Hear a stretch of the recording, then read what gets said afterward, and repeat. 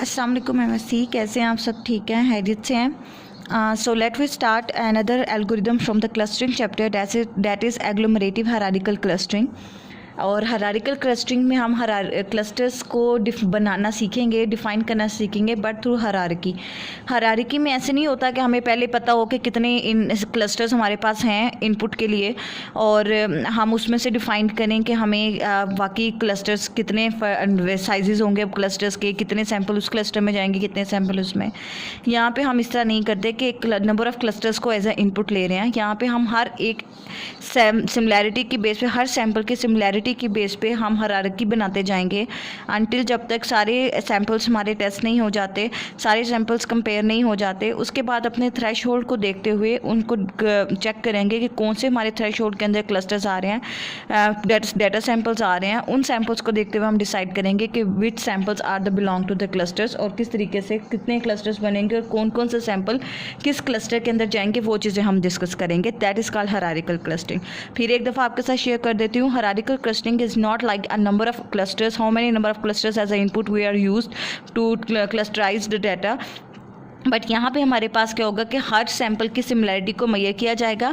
फिर हम उनकी हायरार्की डेवलप करते जाएंगे टिल द एंड, जब तक सारे क्लस्टर मर्ज नहीं हो जाते। उसके बाद हम एक थ्रेशोल्ड सेट करेंगे, उस थ्रेशोल्ड के मुताबिक जो क्लस्टर उस थ्रेशोल्ड के अंदर डाटा सैम्पल्स क्लस्टर की फॉर्म में उस थ्रेशोल्ड के अंदर आते जाएंगे, उनको उन क्लस्टर्स का पार्ट बना दिया जाएगा और उधर से ही डिसाइड हो जाएगा कि कितने क्लस्टर्स बनेंगे और हर क्लस्टर में कितने सैम्पल्स होंगे।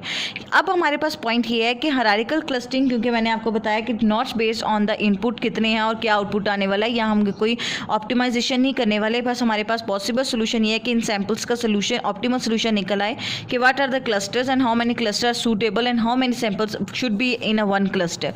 तो उसके लिए दो तरह की टाइप्स होती हैं हायरार्किकल क्लस्टरिंग की, डिविजिबल एंड एग्लोमरेटिव। क्योंकि हमने एग्लोमरेटिव करना है, लेकिन टू टाइप्स होती हैं क्लस्टरिंग के अंदर, डिविजिबल एंड एग्लोमरेटिव। डिविजिबल में क्या होता है, हम इंटायर डाटा सेट के सैम्पल्स की पार्टीशनिंग यानी सबसेट्स बनाते जाते हैं जब तक फाइनल वन में नहीं चले जाएं। लेट वी सी, आप ये देखो, पहले सेट से सेट वन दो पार्टीशन हुए, इधर से इधर पार्टीशन हो गए, यानी फाइनल वन तक हम नहीं चले जाते। टॉप टू बॉटम अप्रोच ऐसे यूज़ होता है। हम इस तरीके से कॉर्सर टू फाइनल वन, यानी डेप्थ से ओवरऑल से हम फाइन वन की तरफ जाते हैं, पार्टीशन होती जाती है पार्ट्स की। एग्लोमरेटिव में हमारे पास दो तरह की क्लस्टरिंग होती है, एक को बोलते हैं सिंगल और एक को बोलते हैं कंप्लीट। यहाँ हम क्या करते हैं, फाइनल वन से शुरू होते हैं, इंडिविजुअल सैंपल से शुरू होते हैं और डिसिमिलैरिटी या डिस्टेंस की बेस पे उसको मर्ज करते जाते हैं, ठीक है, और उसको अप्लाई करते जाते हैं अनटिल जब तक हमारे पास ओवरऑल नहीं आ जाता। यहाँ आपने देखा, यहाँ हमारे पास ओवरऑल था, फिर हम वन तक पहुँचे, डेप्थ सिंगल तक पहुँचे। यहाँ हमारे पास सिंगल से शुरू हो रहा है और हम इसको मर्ज करते हुए नीचे जा रहे हैं। यही काम हम सिंगल और कंप्लीट के अंदर करेंगे, बट सिंगल में हम उनको मर्ज करेंगे जिनका मिनिमम डिस्टेंस है और कंप्लीट में हम उनको मर्ज करेंगे जिनका मैक्सिमम डिस्टेंस है। So there is a hierarchical clustering and there are two types of hierarchical clustering, divisible and agglomerative. Agglomerative also divided into two part, single and complete. Single में आपके पास मैक्सिमम डिस्टेंस के samples को merge करेंगे और complete के अंदर, single के अंदर मिनिमम को और कंप्लीट के अंदर हम मैक्सिमम को मर्ज करेंगे। So let we start an example with doing. सबसे पहले, क्योंकि हायरार्किकल क्लस्टरिंग है तो data should be in descending order, आपका डिसेंडिंग ऑर्डर में डाटा होना चाहिए। सो यहाँ पे आपके पास क्लस्टर सैंपल गिवन है x1, x2, x3, x4 and x5। 2D samples हैं, x1 की वैल्यू है 0.2, x2 की वैल्यू है 0.0, x3 की वैल्यू है 1.5 एंड 0, x4 की वैल्यू है 5 और 0 और x5 की वैल्यू है 5 और 2 और थ्रेशोल्ड आपके पास है 2.2। यूक्लिडियन डिस्टेंस को यूज़ करते हुए हम ये सैंपल ट्री बना लेंगे। ये आपको बनाना आता है, इसमें हमने काफ़ी एल्गोरिथम्स में ये सैंपल टेबल बनाना हमने सीखा है कि हर एक सैंपल्स को हम कर लेंगे। इस डायगोनल लाइन का मतलब था कि सिमिलर सैंपल्स हम करेंगे तो आंसर 0 ही आएगा। मैंने यहाँ नोट में लिख दिया कि यहाँ स्टार की जगह क्या होगा, 0, क्योंकि सिमिलर वैल्यूज़ का डिस्टेंस हम नहीं कैलकुलेट कर सकते। अब हमने यहाँ बनानी है एक diagram, that is called dendrogram. क्योंकि मैंने आपको बताया था कि जो डेंडोग्राम होता है, जो हम डेंडोग्राम बनाएंगे वो हम इस बेस पे बनाएंगे कि डिस्टेंस बिटवीन द सैंपल्स, और हमें सिंगल के अंदर, क्योंकि अभी हम सिंगल की बात करने लगे हैं, तो सिंगल के अंदर हमें क्या लेना है, सिंगल के अंदर हमें लेना है मिनिमम डिस्टेंस हमें सिंगल के अंदर लेना है। अब तरीका, आपका आसान तरीका ये है डेंडोग्राम बनाने का। सबसे इजी जो वे आप यूज़ कर सकते हो वो मैं आपके साथ यहाँ शेयर करती हूँ, कैसे हम इस पर अप्लाई कर सकते हैं। लाइक आप यहाँ पे साइड पे इस तरह कर सकते हो कि मेरे पास कितने सैंपल्स आ रहे हैं, x1, ठीक है, यहाँ पे इधर से मैं स्टार्ट करूँ, x1, x2, x3 और x4। अब कंपेयर करो इसको, x1 का x2 के साथ, x2 को x3 के साथ, x3 को x4 के साथ। अब हम यहाँ देखते हैं x1 का x2 के साथ क्या पॉइंट है 2, x1 का x3 के साथ सॉरी x अब नेक्स्ट क्या है x2 और x3, x2 का x3 के साथ क्या है 1.5, x3 का x4 के साथ क्या है, x3 का x4 के साथ है 3.5। ये मैंने लिख दिया, ठीक है। मैंने ये कहाँ से रीडिंग लिखी, टेबल में से, x1 का x2 के साथ, x2 का x3 के साथ, x3 का x4 के साथ मैंने टेबल में से रीडिंग लेके यहाँ लिख ली। अब हमें क्योंकि सिंगल में मिनिमम लेना था, मिनिमम डिस्टेंस किसका है, x2 का और x3 का, इसका मतलब ये दोनों मर्ज हो जाएंगे। तो मैं इसको ऐसे लिखूँगी x1, x2, x3, इसको मर्ज कर दिया और x4 ऐसे रह गया, ठीक है। उसके बाद हम क्या करेंगे, इसको अब टेस्ट करेंगे, दिस वन और दिस वन। अब देखो यहाँ 2 सैंपल है और यहाँ 1 है। पहले आप देखो x1 का x2 के साथ, फिर आप देखो x1 का x3 के साथ, इन दोनों में से जो मिनिमम होगा वो आप यहाँ लिखोगे। तो पहले मैं देखती हूँ x1 का x2 के साथ, तो x1 का x2 के साथ मैंने देखा तो 2 आया, और x1 का मैंने x3 के साथ देखा तो 2.5 आया। तो दोनों में से छोटा कौन सा है 2, तो मैं यहाँ लिखूँगी 2, ठीक है। इसी तरह हमारे पास यहाँ हमने सैंपल मिस कर दिया, डेट इज़ x5, और यहाँ इधर आएगा 2, ओके। x4 और x5 का आंसर आएगा 2। अब यहाँ आ गया मेरे पास x5। अब मैंने जब इसमें देखा तो मैंने यहाँ बताया कि इसमें से छोटा कौन है 30। इसी तरह 4 को भी पहले x2 के साथ टेस्ट करूँगी और 4 को फिर x3 के साथ टेस्ट करूँगी। तो x4 को x2 के साथ मैंने x4 को यहाँ आ गया, x2 को किससे टेस्ट करना है पहले, x4 के साथ।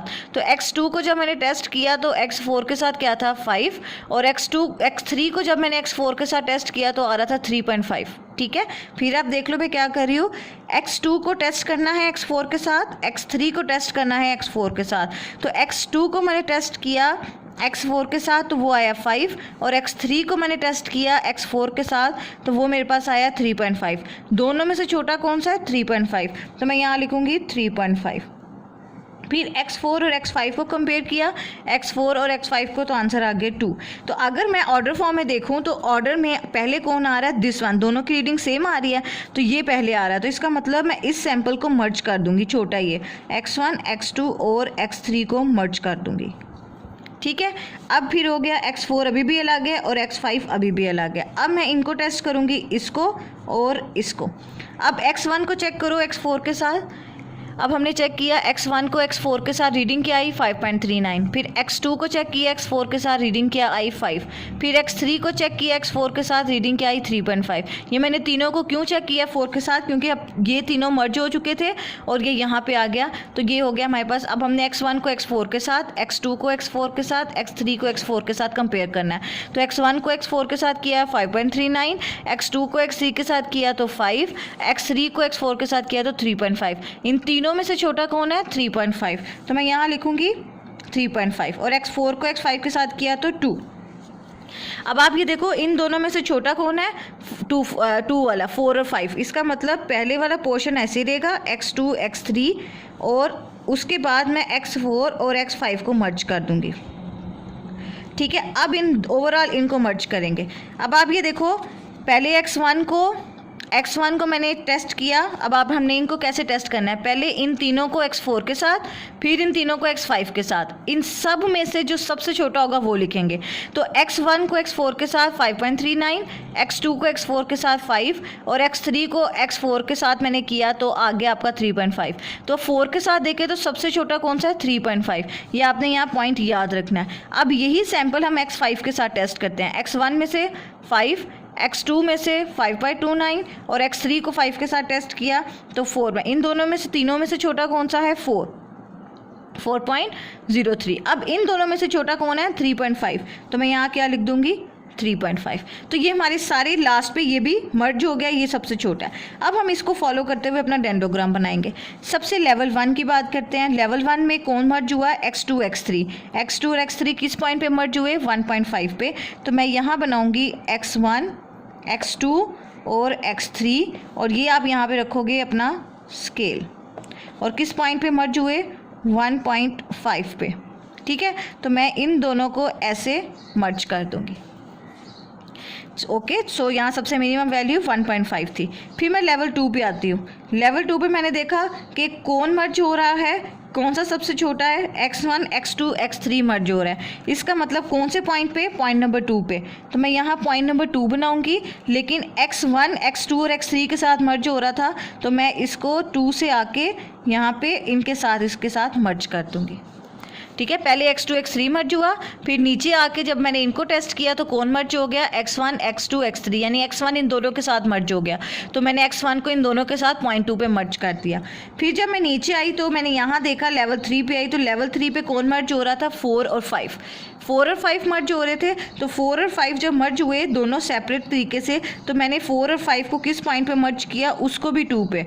4 और 5 मैंने ये अलग क्यों बनाया 2 पे, क्योंकि पॉइंट कौन सा था, 4 5 किस पॉइंट पे मर्ज हो रहे थे, 2 पे मर्ज हो रहे थे, लेकिन किसी के साथ नहीं हो रहे थे, इंडिपेंडेंटली दोनों मर्ज हो रहे हैं, इसलिए मैंने दोनों को अलग बनाया। उसके बाद मैंने क्या किया, इन दोनों को टेस्ट किया, x1 x2 x3 x4 और x5। ठीक है, अब x1 x2 x3 तो ऑलरेडी तीनों मर्ज हैं, और x4 और x5 दोनों मर्ज हैं, लेकिन ये सारे के सारे आपस में मर्ज हो जाएंगे किस पॉइंट पे, 3.5 की बेस पे। ठीक है, किस पॉइंट में मर्ज हो जाएंगे, 3.5 पे। तो लास्ट पे मैं इधर करूँगी 3.5, और x1 x2 x3 ये वाला तीनों, और x4 और x5 इन दोनों को मैं 3.5 पे यहाँ पे मर्ज कर दूँगी। So this is a way of dendrogram. फिर से मैं एक दफ़ा एक्सप्लेन कर देती हूँ। पहले लेवल पे हमने देखा कि सबसे स्मॉलेस्ट रीडिंग कौन सी थी, 1.5, तो यहाँ 1.5 का स्केल। फिर उसके बाद स्मॉलेस्ट रीडिंग कौन सी है, 2, तो 2 का स्केल। फिर उसके बाद जो रीडिंग बनी 2 पे, दूसरी रीडिंग थी वो x4 x5 की थी, इसलिए दूसरा पॉइंट भी बन गया, और हाई बास में रीडिंग क्या थी, 3.5। अब मर्ज कैसे करना है, पहले 1.5 पे कौन मर्ज हो रहे हैं, 2 और 3, x2 और x3, तो हमने x2 और x3 को ऐसे बना के मर्ज कर दिया। सेकंड पे कौन मर्ज हो रहा है, x1 x2 और x3 ये मर्ज हो रहे थे। फिर मैंने x1 का बनाया, 2 और 3 ऑलरेडी मर्ज थे, x1 को 2 और 3 के साथ मैंने मिला दिया। फिर उसके बाद जब लेवल 4 पे आई, मैं लेवल 3 पे आई, तो मैंने देखा x4 और x5 मर्ज हो रहा है, तो वो 1 के साथ 1 2 3 के साथ लिंक नहीं है, वो इंडिपेंडेंटली मर्ज हो रहे हैं, तो मैंने अलग से उनका एक क्लस्टर बना दिया, उनको मर्ज कर दिया 2 पे ही, पॉइंट 2 पे। फिर लास्ट पे जब हम, क्योंकि हम पढ़ रहे हैं एग्लोमेरेटिव, और एग्लोमेरेटिव में सिंगल एलिमेंट से शुरू होते हैं और ओवरऑल मर्ज तक जाते हैं, टोटल सैंपल्स को मर्ज करते हैं। तो एक मर्जिंग हो रही थी x1 x2 x3 से, और एक हो रहा था x4 x5 पे, किस पॉइंट पे, 3.5 पे। तो ये तो ऑलरेडी x1 x2 x3 2 पे मर्ज थे, ये x4 भी 2 पे मर्ज थे, इन दोनों को ऐसे मर्ज किया तो किस पॉइंट पे आ गए, 3.5 पे। अब क्योंकि हमारा थ्रेशोल्ड क्या था, 2.2, तो 2 के बाद हमारा यहाँ सपोज करो बनता है 2.2, तो 2.2 से मैं यहाँ डैश लाइन बनाऊंगी। ठीक है, there is a dash line, यहाँ पे मैं इधर इसकी डैश लाइन बनाऊंगी, यहाँ पे ये सारे, क्योंकि हम एग्लोमेरेटिव पढ़ रहे हैं तो हमने फर्स्ट लेवल से शुरू होना है, फर्स्ट लेवल से तो लास्ट फाइनल 1 तक जाना है, जिसमें सारे क्लस्टर्स आपस में मर्ज होते हैं। अब ये मेरा थ्रेशोल्ड है, इस थ्रेशोल्ड से इसके पीछे पीछे, इसका मतलब जो इससे में कट गया, इसका मतलब ये बता रहा है कि ओवरऑल मर्जिंग नहीं हो सकती, एक क्लस्टर नहीं बनेगा। इसके अंदर वाला एरिया, यानी आपने इस एरिया को अंडरस्टैंड करना है, इस एरिया में कौन सा पॉइंट कट रहा है, ये पॉइंट कट गया जो इन दोनों को जोड़ा था, इसका मतलब एक क्लस्टर नहीं बनेगा जिसमें सब आएंगे। इसमें कितने क्लस्टर्स बनेंगे, इसमें 2 क्लस्टर बनेंगे। एक क्लस्टर कौन सा होगा, जिसमें x4 आएगा, और एक क्लस्टर कौन सा होगा जिसमें x1 x2 x3 आएगा। सो क्लस्टर 1 हैव x1 x2 और x3, और क्लस्टर 2 हैव x4 और x5।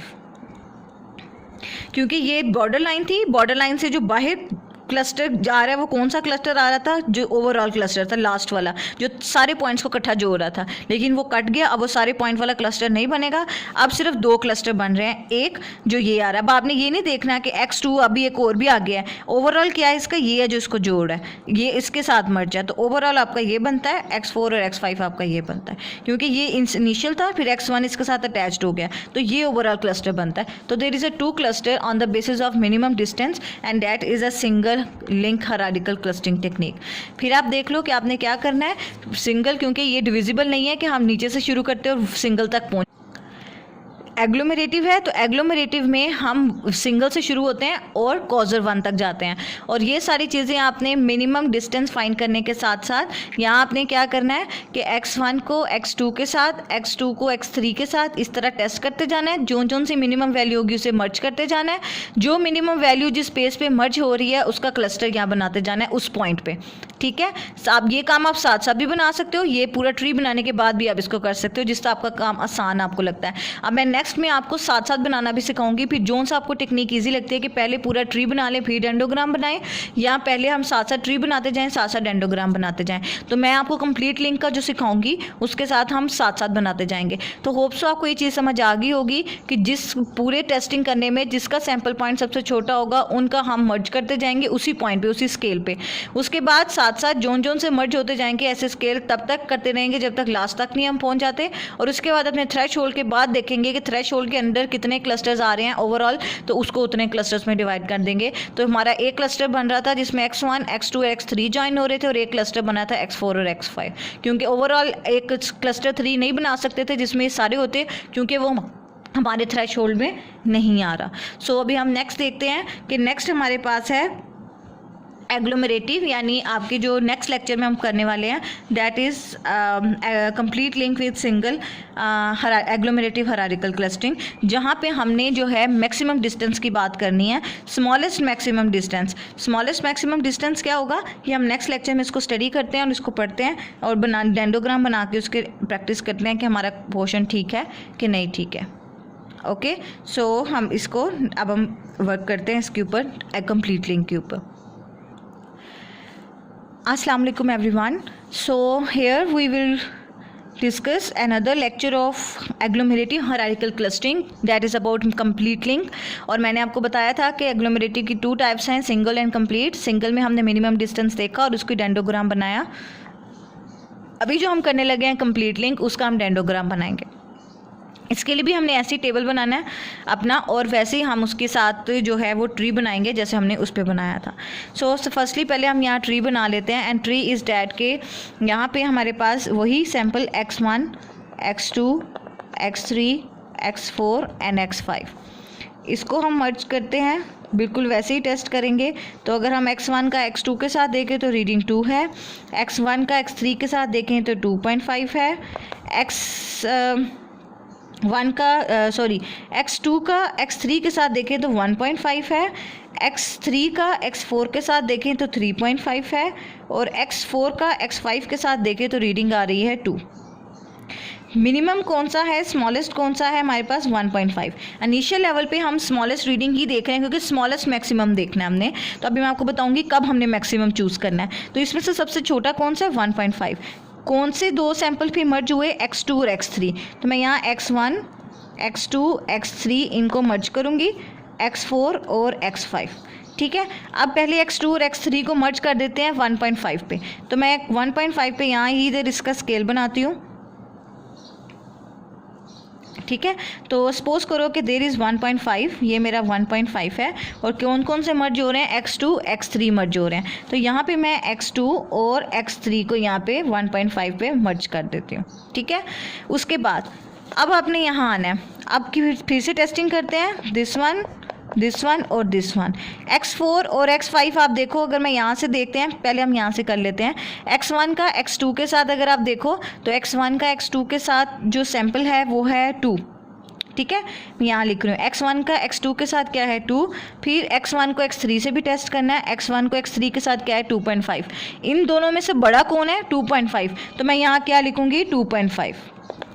ठीक है, उसके बाद यही काम हम x4 के साथ करेंगे, x2 को चेक करेंगे x4 के साथ दैट इज़ 5, और x3 को चेक करेंगे x4 के साथ दैट इज़ कॉल्ड 3.5। तो इन दोनों में से बड़ा कौन है, 5। तो मैं यहाँ लिखूँगी 5। फिर इसके बाद हम बात करते हैं x4 का x5 के साथ। तो यहाँ पे x4 का x5 के साथ आता है 2। जब हमने कंपेयर करना है तब हम यहाँ से मैक्सिमम लेंगे, लेकिन जब डेंडोग्राम बनाने की बारी आएगी तो उस लेयर पे जो स्मॉलेस्ट होगा उसको मर्ज करेंगे। तो अब यहाँ से छोटा कौन है, x4 और x5। इसका मतलब अब नेक्स्ट आएगा x1, x2, x3, X4 और X5 मर्ज हो रहा है। तो X4 और X5 मर्ज हो रहा है तो उस सेपरेट हो रहा है, वो 2 और 3 के साथ मर्ज नहीं हो रहा, क्योंकि 2 और 3 में रीडिंग नहीं है, वो सिर्फ 4 और 5 आपस में मर्ज हो रहे हैं। लेकिन किस पॉइंट पे? 2 पे। तो मैं यहाँ पे इम्प्लीमेंट करूँगी देयर वन इज़ 2। ठीक है, तो यहाँ हमारे पास X4 और X5 हमारे पास यहाँ मर्ज हो रहे हैं ऑन द बेस ऑफ 2।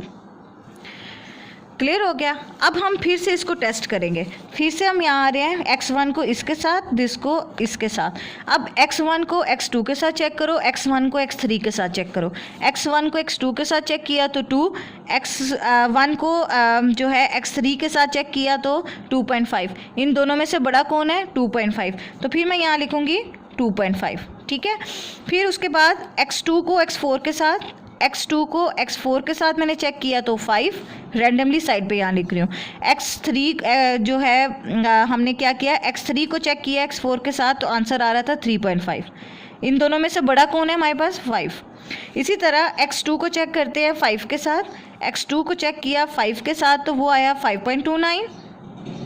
ठीक है, और फिर X3 को चेक किया 5 के साथ तो ये आया 4.39। इन दोनों में से जो बड़ा कौन है वो कौन सा है? हम यहाँ लिखेंगे 5.29। ठीक है, और अब इन दोनों में से बड़ा कौन है? 5.29। तो हम यहाँ पे अप्लाई करते हैं 5.29, जिससे हमने पीछे कंपेयर किया कि पहले अगर ज़्यादा सैंपल्स हैं, डबल हैं 2, तो पहले 2 को X4 के साथ कंपेयर कर लिया, X2 को जब X4 से, फिर X3 को X4 से कंपेयर कर लिया। X4 के साथ जो बड़ा था वो मैंने यहाँ लिख दिया 5, जो है X2 जो था 4 था, 5 था, और X3 4 के साथ क्या था? 3.5। इसी तरह मैंने दोनों को X5 के साथ भी कंपेयर कर लिया, फिर इन दोनों में से जो मैक्सिमम था वो मैंने यहाँ लिख दिया। लेकिन डेंडोग्राम बनाने के लिए हमने किसको मर्ज करना है? जो मिनिमम है 2.5। तो इसका मतलब X1, X2 और X3 मर्ज हो जाएंगे। और यहाँ पे हमने क्या लिखा? X4 और X5 ये पहले से ही हैं, तो इन 2.5 की बेस पे इसको मर्ज करना है। तो इसका मतलब यहाँ बनेगा 2.5, और कौन मर्ज हो रहा है? X1 मर्ज हो रहा है X2 और X3 के साथ। तो यानी X1 मर्ज हो रहा है 2.5 पे किसके साथ? X2 और X3 के साथ। ठीक है, उसके बाद फिर इन दोनों को सबको कंपेयर करेंगे। अब आप क्या करोगे? X1 को, X2 को, X3 को कंपेयर करोगे 4 के साथ, फिर आप लोगे इनमें से जो बड़ा होगा वो रखोगे, फिर X1 को, X2 को, X3 को कंपेयर करोगे 5 के साथ, तो जो स्मॉलेस्ट हाईएस्ट मैक्सिमम रीडिंग होगी वो हम यहाँ लिखेंगे। तो पहले हम देखते हैं X1 को X4 के साथ 5.39, X2 को X4 के साथ 5 और X3 को X4 के साथ 3.5। सब में हाईएस्ट रीडिंग कौन सी है? 5.39। ठीक है, उसके बाद अब X5 के साथ टेस्ट करते हैं। X1 को 5 के साथ, X2 को 5 के साथ, X3 को 5 के साथ। सबसे बड़ी रीडिंग कौन सी है? 5.29। इन दोनों में बड़ी कौन सी है? 5.39। तो 5.39 मैं यहाँ पे इधर इस तरीके से इम्प्लीमेंट कर रही हूँ। तो यहाँ अब इसका मतलब 5.39 पे हमारे जो हैं ये सारे के तीनों, दोनों के दोनों X4 और X5 और X1, X2 और X3 आपस में मर्ज हो जाएंगे। ठीक है, ये हमारे पास क्या हो गए? मर्ज हो गए। अब हमारे पास थ्रेशोल्ड यहाँ भी क्या है? 2.2। ठीक है, हमारे पास यहाँ भी थ्रेशोल्ड इधर क्या आ रहा है? 2.2। तो अब मैं यहाँ डैश लाइन बनाती हूँ। अब जब मैंने डैश लाइन बनाई तो ये भी पॉइंट कट गया, यानी इसका मतलब जो ओवरऑल वाला था, जो इन तीनों को, इन सबको मिला रहा था, वो भी कट गया। उसके बाद जो ये वाला था, जो मैंने अलग से इनको मिलाया, ये जो तीनों 2.5 पे बना, वो भी कट गया। ये भी बीच में से कट गया, मतलब ये भी ज्वाइन नहीं हो सकता। अब जो फाइनल क्लस्टर मेरे पास बचा, दैट इज़ क्लस्टर 1 में, वो है X2 और X3, X2 और X3, और क्लस्टर 2 में मेरे पास सिर्फ बचा है X4 और X5। ठीक है, आपने ये देखा कि ये कट पड़ गया था, इसका मतलब ये X1 अब इसके साथ, इस क्लस्टर के साथ नहीं जुड़ सकता, इस पॉइंट्स के साथ नहीं जुड़ सकता।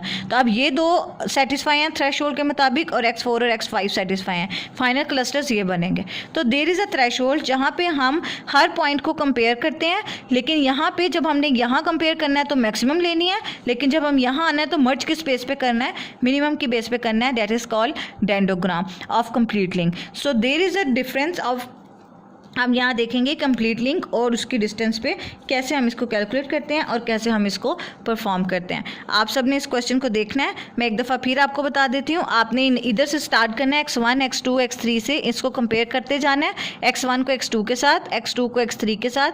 फर्स्ट लेवल पे जो सबसे मिनिमम होगी उसकी बेस पे आपने ये दोनों को मर्ज कर देना है, x2 और x3 को। फिर उसके बाद आपने x1 को x2 के साथ, x1 को x3 से कंपेयर करना है, लेकिन जो इसमें से बड़ी होगी वो आपने यहाँ लिख देनी है। लेकिन अब अगर हम यहाँ देखें तो सबसे छोटी कौन सी है, 2 वाली। इसका मतलब 4 और 5 आपस में मर्ज हो जाएंगे। 4 और 5 किसी के साथ मर्ज नहीं हो रहे, दोनों अलग से, तो मैंने यहाँ पे 4 और 5.2 पे बना दिया था। फिर जब मैंने दोबारा किया तो मैंने x1 को x2 के साथ, x1 को x3 से कंपेयर किया तो हाई मैक्सिमम x1 को x2 में देखा तो मेरे पास 2 था, और x1 को x2 के साथ, x1 को x3 के साथ देखा तो 2 बड़ी थी, उसमें से बड़ा कौन है, 2.5, तो मैंने यहाँ 2.5 लिख दिया। इसी तरह मैं इन सबको कंपेयर किया, जो हाईएस्ट थी वो मैंने यहाँ लिख दिया, और हाईएस्ट स्मॉलेस्ट जब डेंडोग्राम बनाने की बारी आई तो मैंने x1 को x2 3 के साथ मर्ज कर दिया एट द पॉइंट 2.5। तो 2.5 पे मैंने x1 को x3 और x2 के साथ मर्ज कर दिया। फिर उसके बाद मैंने इन दोनों को मर्ज किया, टेस्ट किया तो 5.39 हाईएस्ट आया, उसको यहाँ बना दिया। According to threshold border line यहाँ कट होती है, तो इसका मतलब जो ये वाला क्लस्टर बना था ये भी कट हो गया, और जो ये वाला क्लस्टर बना था वो भी कट हो गया। तो इसका मतलब x1 इन दोनों के साथ नहीं जुड़ सकता। तो अब 2 क्लस्टर बने, एक में सिर्फ x2 x3 है, और जो दूसरा क्लस्टर बना वो है x4 और x5। अब आपने इसको देखना है, इसको ट्राई करने की कोशिश करनी है। इज देयर एनी क्वेश्चन और क्यूरी तो आप मुझसे पूछ सकते हो। टेक केयर, खुदा हाफिज़।